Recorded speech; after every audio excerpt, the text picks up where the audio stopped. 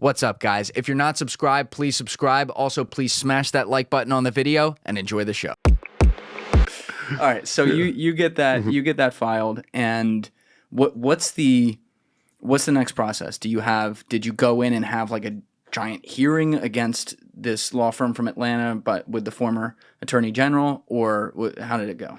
Yeah, so when a case, this is a civil case, not a criminal case, meaning you're suing for money over damages.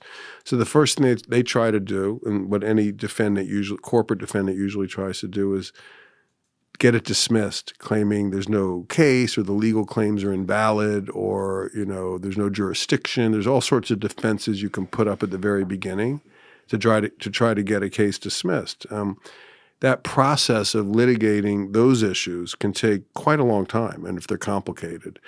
And it was very clear from the beginning that Texaco or Chevron's strategy was to just make it as complicated as possible, because they had a lot of money and they knew we didn't. And the harder it is to deal with responding to all these issues, the more, our scarce resources get used up. And the idea is to really intimidate us into really not going forward, or maybe to settle the case for a very low amount. So, getting through that initial period requires quite a lot of dedication and work, which we got through it, and we actually got into what's called the discovery process, meaning we're entitled to get information from them. They give us documents. We give them documents. And just getting into discovery without a dismissal was a huge victory for the people of Ecuador, because it required Chevron to give us, thousands and thousands of pages of their internal files related to the Ecuador case, and what the history was and when they started, and did they do any internal tests for pollution that they never disclosed? Did they design the system to pollute? I mean, we got all sorts of incredible material through that process, including a famous memo where they basically ordered all internal documents related to pollution and pipeline spills to be destroyed. I mean, they basically were what year was that? This was in... Sorry, I'm putting you on the spot. That's okay. This was in, I don't know, they had started really building this out in the 70s in a big way. I think this was in the late 70s, early 80s when their pollution started to attract attention, through the media. They're like, destroy all the documents. So long before they left Ecuador. Oh, yeah. I mean, they knew as they were doing this that it was not right. Let's be honest. I mean, you could just see it with your own eyes, and they were, and probably in their own minds, they're like, well, let's just do it on the cheap. There's no one down here to complain about it. These people have no money. They'll never figure out how to sue us. And what's the big deal? There's hardly anyone out here anyway. And by the way, there's a lot of racism in there too, because... You don't say. Yeah, exactly. I mean, this whole colonialist mentality, like the indigenous people just didn't count in their eyes. They weren't really people. They were, you look at some of their documents, they regarded them as savages. I mean, they're the most... Did they ever call them that? They're the most peaceful people imaginable, who really live harmoniously with the environment. I mean, now as I look at the climate crisis, I consider them the frontline defenders of the planet. They are. They take care of nature for the rest of us who are not indigenous.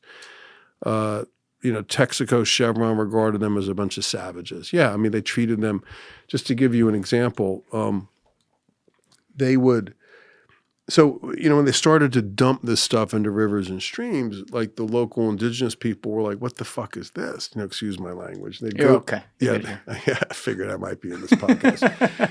they go to the Texaco engineers, they're like, what's this black stuff in our streams? They're like, oh, that's oil. Don't worry about it. It's good for you. Oh, don't worry about it. Yeah, it's good for you. It's medicinal. They said that to them. Rub it on your head. It will help improve your health. It's medicinal. It's like milk. It has vitamins.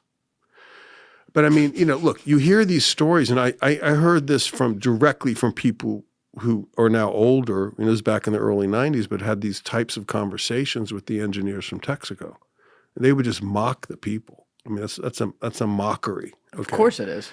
And that's an indication of how they looked at the indigenous people as inferior, not equal to them, people to be made fun of, to be abused. And, it was really the kind of mentality it takes to go into someone else's land and just dump billions of gallons of cancer-causing waste in a way that you know is going to kill a lot of people. Think about it. It's crazy. It's crazy. I mean, I actually, this was none of it surprises me or anything, but some of the history, particularly in the 20th century, which I think correctly, is like not long ago, I was very unaware of it. When Paul was in here for the first time, he talked to me all about the rubber boom, which now I've looked into extensively with Henry Ford. Right. And like people wonder why some of these uncontacted tribes shoot on sight when someone comes in there. Yeah. I'm like, I get that, Right. you know, because it's not even, they not only treated these people like savages, they killed them. Yeah. You know, and what you're talking about here is like a mockery, as you said, slow kill, but they're just taking advantage of people for maybe a lack of understanding of things that are in the modern world. But in reality, those people know a lot more about the earth than we do in this world that we take for granted. Very true. And I would caution people not to assume that the modern world is better than their world. Right. You know, it's an open question to me. You know, I went down there as a young lawyer thinking I would teach them about the law and about how to do a case and, you know, hold Chevron accountable. And I was very anxious to be successful, and it's my first big case, and, you know, to help people. I was aggressive and probably arrogant to some degree. I came out of Harvard Law School as a young man. Where at Harvard, they trained you to like be a leader of the world, you know. And I realized over time, though, that I got very humbled down there. I mean, these people with seemingly nothing that we value in the United States or in the North, like they have no money. They have very few clothes. Their houses are made of wood, you know, thatched roof huts often, and they don't go to grocery stores. They actually hunt their animals and fish for their food. And I realized over time that I learned so much more about life than they ever learned from me about law. I mean, life from them than they ever learned from me about law. And it's just very humbling. I mean, I've lost a lot, by the way, through this materially. Yeah. But I've lived a very rich life, and I feel very blessed to have had these experiences that I'm talking about now. But it's just people don't understand here, generally, that you can be rich and not have money. I mean, you can be, you know, the people of the Amazon before oil came and before these outside extractive industries showed up lived very prosperous, happy lives and never had money. And like my son, you know, I once went to his elementary school to talk about the case. And like the first thing I asked the kids was like, it's like 5th or 6th grade. I'm like, can you imagine being rich and having no money? And like, it was like everyone looked at me dumbfounded. Like they couldn't figure out how you could be rich and have no money because there's such a conflation of wealth with money in our culture. And they have the indigenous peoples of Ecuador, the Amazon, and many places around the world have a totally different conception of wealth than we do. Well, money is just a story at the end of the day. It's a story told by, you know, men and women to other men and women who come after them, that this is the thing that we exchange that tells you what you're worth in this society. So if you live in a society that just didn't ever use maybe that paper currency or metallic currency to trade around and perhaps valued other things that sometimes weren't even material, they could be spiritual and things like that, and you lived in these communities where you relied on each other to survive as well in very difficult environments, you know, it would make a lot of sense to me how, you know, people feel the wealth of the human spirit in a way. It's just not. I understand though why 5th and 6th graders, I know I would have been one of them, would look at you like you have 10 fucking heads when you say that, because they're just trained from a young age. You know, they watch mommy and daddy use cash or a credit card to get gas or do whatever, and that's how they get what they get. It's not just this magic thing that pops into your pocket, you know? Yeah, exactly.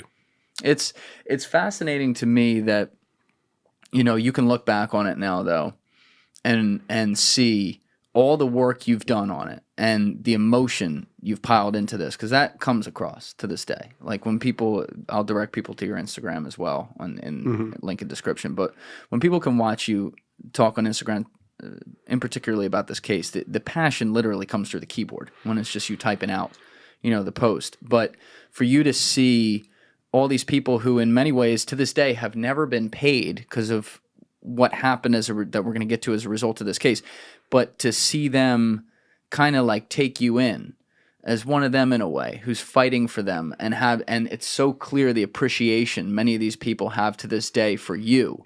There's something that is, to me, a current happy ending in that story, even if justice hasn't been done. I hope you can see that on your end as well. Well, I appreciate you saying that and seeing it. Look, I don't think of it as a happy ending because there's so many people suffering. But I will say this, the hard work that I and others put in over many, many years has produced some incredibly positive benefits to the world, to the people of Ecuador, even if the cleanup has not happened yet. Guys, if you're still watching this video and you haven't yet hit that subscribe button, please take 2 seconds and go hit it right now. Thank you. And I would say one of the main positive benefits is the fact that we created a model of organizing at the most grassroots level possible in the world. With these really vulnerable communities in the Amazon, we're able to deliver to them the benefit of a lot of sophisticated lawyers and legal talent and backers, donors, funders, people who wanted to help them. And we created a team, an international team that had an enormous impact, and still is having an impact because the case is still going on. And I think the assumption Texaco and Chevron always have made is that these people will never be able to fight back, will never be able to hold them accountable. And we completely changed that with this model we created. Not only a model of people, cross-border international cooperation, people from totally different backgrounds, different educational backgrounds, different places, different ways of thinking about the world, brought it all together and raised a lot of money to fund the litigation, because you can't just do a litigation without money. You need money to pay experts, to pay expenses. I took 250 trips to Ecuador. I had to buy plane tickets. Thank you for watching the video, guys. Please hit that subscribe button and check out this clip's full podcast episode by clicking here or in the description below.